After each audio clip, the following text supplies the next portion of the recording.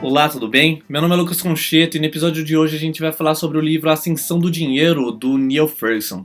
O Neil ele é professor de História em Harvard, ele tem outros dois livros famosos lançados, como A Grande Degeneração e A Guerra do Mundo, e ele foi nomeado pela Times como uma das 100 pessoas mais influentes do mundo. Então ele é uma grande personalidade, ele tem muito conhecimento em história econômica e o livro tem um volume de dados, de informação muito grande, é muito rico e a gente vai falar um pouco dele daqui pra frente. O Neil ele vai usar uma lente, né? Ele vai falar da história do mundo sobre a perspectiva financeira. Então a gente vai entender como os países foram surgindo, como as relações foram sendo construídas, como as guerras foram disparadas, tudo através da lente, né, da perspectiva financeira.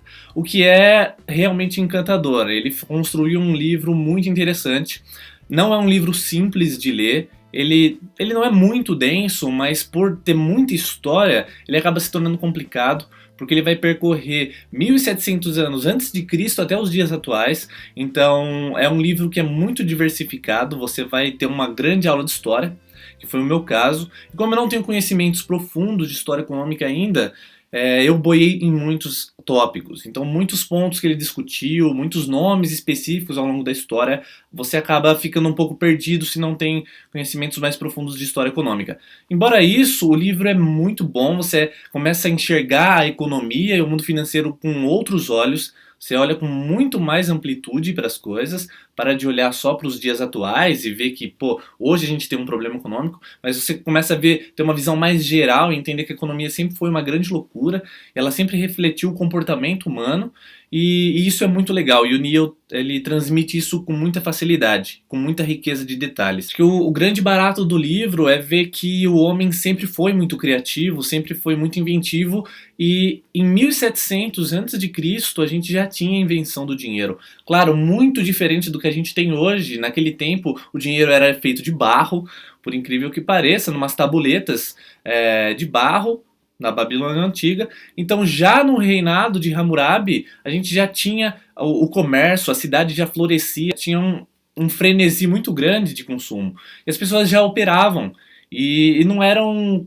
transações simples, eram transações que eu lendo ali eu fiquei realmente admirado. As pessoas, por exemplo, tinha uma plaqueta, né, uma tabuleta de barro que dizia o seguinte: você tinha 10 vacas e eu tinha uma porção de trigo. Só que meu trigo ainda estava plantado, mas eu precisava das vacas agora. Então eu emiti uma tabuleta de barro como um grande senhor de terras, como uma pessoa de posse, de nome, né, de respeito. Eu emiti uma tabuleta dizendo, fazendo uma promessa de pagamento, como um cheque, dizendo que eu vou pegar essas suas vacas, mas daqui X meses você pode tirar X sacas de trigo. E olha, 1700 antes de Cristo, os caras já tinham inventado ferramentas desse tipo. O que mostra a capacidade criativa e de inovação do homem desde sempre. E o homem não é só inteligente e criativo nos dias atuais. Uma coisa que fica muito clara no livro, que o Neil vai construir, né, toda a história da humanidade com base no dinheiro, na ascensão do dinheiro, é que o dinheiro sempre foi uma representação. O dinheiro raramente teve valor em si. O valor era sempre era um valor sempre subjetivo. Ele era entendido porque ambas as partes que faziam essa troca tinham confiança naquela operação que elas realizavam. Tanto é que a palavra crédito vem da palavra latina credo, que é eu acredito. Então, a partir do momento que a gente decide fazer uma transação, né, fazer uma operação, é porque eu acredito na sua promessa de pagamento e você acredita naquilo que eu te passo. Então, é sempre uma relação, é uma relação de confiança. Então, sem ela, o dinheiro não tem valor. O dinheiro só passa a ter valor porque você fica X horas no seu trabalho na promessa de pagamento. E também na promessa de que aquele dinheiro vai ser válido. Porque se aquele dinheiro não tiver validade, não serve de nada.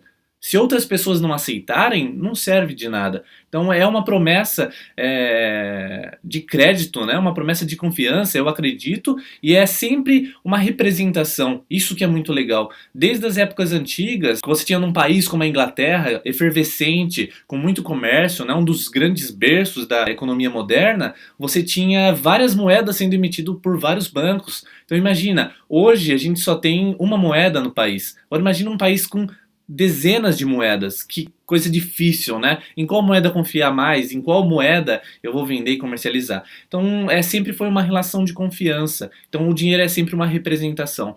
Então, isso é muito legal. Você vai ver que desde a Babilônia até os dias atuais, por mais que hoje a gente tenha uma complexidade, uma sofisticação muito grande, os princípios básicos são quase os mesmos. Bom, e para que ler esse livro?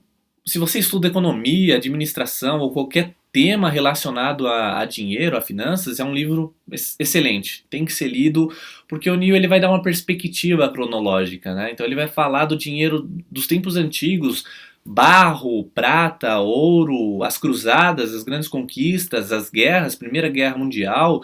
Ele fala pouco da segunda, mas fala bastante da primeira. Quais foram os estopins, qual foi a relação econômica que as guerras tiveram. Por incrível que pareça, quase todas as guerras são causadas por dinheiro, por interesses econômicos. E é muito legal ver essa transformação, né, do mundo separado de países operando economicamente isolados até um mundo atual globalizado e operando sobre títulos o tempo todo, países comprando títulos um dos outros. Então é uma economia muito integrada e muito delicada, e ele vai mostrar como ao longo da história isso foi acontecendo. E se você é um curioso em economia, no meu caso eu sou muito curioso em história econômica, esse livro foi muito bom, muito legal. Ele tem muita riqueza de detalhes. É um livro para ser relido pelo volume de informação. Ele realmente é uma avalanche. O cara vai jogando conteúdo para cima de você e você demora um pouco para compreender, para criar uma conexão, mas é um livro que é muito bom. Agora vamos pro top 5 aprendizados. O primeiro deles é que a economia sempre foi inconstante. Ele mostra ao longo da história, desde os tempos antigos até os tempos de hoje, que a economia sempre teve seus altos e baixos. A gente nunca teve um momento de tranquilidade. Então hoje a gente tende a olhar para os problemas econômicos e falar, pô, o mundo está péssimo, as coisas estão muito ruins. Mas se você pega um pouco de história, você vê que as coisas foram muito piores e o homem já provocou muitas situações muito mais intensas e muito mais complicadas do que as que a gente vive hoje. Então a economia não é uma coisa constante, não é o tipo de coisa que você vai ter só crescimento. Ela realmente tem as suas oscilações e muitas vezes são muito fortes.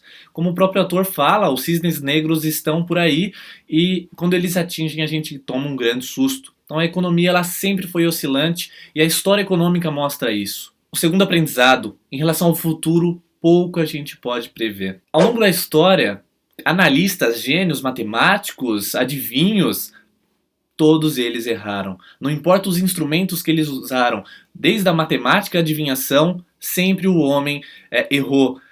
Então, o homem acaba acertando alguns momentos de curto prazo, mas de longo prazo é muita ousadia da gente tentar prever. Por quê? Falta instrumentação, falta recursos para a gente conseguir ver lá na frente. Até mesmo porque o mundo é muito diverso, as possibilidades são muitas. Você pode fazer uma previsão de um faturamento de uma empresa, de um rendimento, de um crescimento econômico, mas existem milhões, centenas de milhões de possibilidades, de pequenos ajustes, de pequenas coisas que vão afetando esse dominó e construindo um resultado totalmente diferente. Então o futuro ele é sempre diferente do que a gente imagina. É bom ter essa consciência para fazer previsões, para fazer qualquer tipo de projeção, para não ser inocente, né? Para não faltar lucidez na hora de se fazer qualquer tipo de análise. Terceiro aprendizado, a Bolsa de Valores reflete a psique humana. O autor fala disso ao longo do livro e fica muito claro que a Bolsa de Valores sempre refletiu muito o jeito do ser humano de ser. Esses altos e baixos, essa volatilidade está totalmente atrelada, está intrinsecamente ligada à volatilidade emocional do homem. Então, os mercados financeiros sempre vão refletir nosso humor, sempre vão refletir nosso comportamento.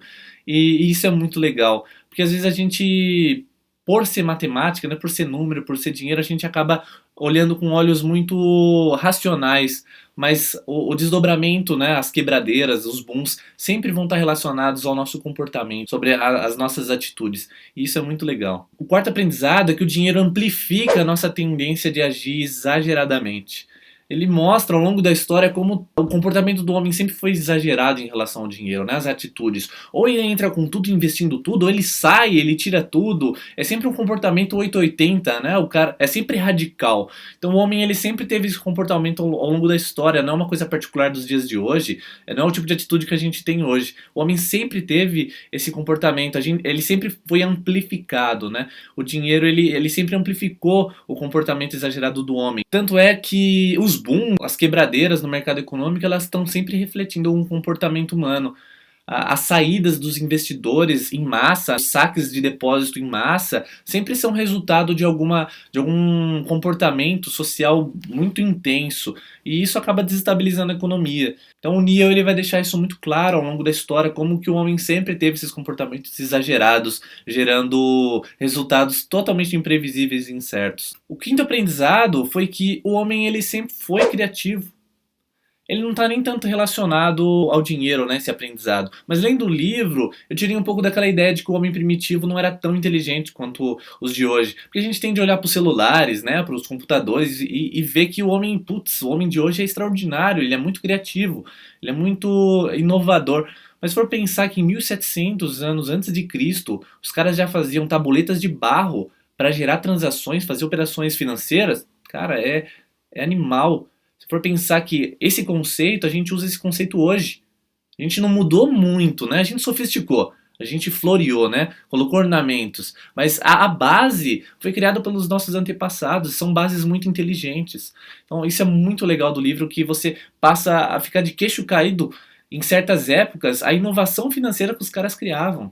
Em 1500, 1600, a época dos descobrimentos, cara, é impressionante os instrumentos, as dinâmicas que o homem gerava já naquela época, sem computador, sem toda essa instrumentação que a gente tem hoje. Se você quiser me acompanhar um pouco mais nos meus estudos, nas minhas leituras, você pode me seguir no Snapchat. Esse conteúdo está disponível em texto e em podcast no blog livrosenegócios.com.br. Gostou? Se inscreva no canal, porque semana que vem tem mais um vídeo com mais um livro. Tchau!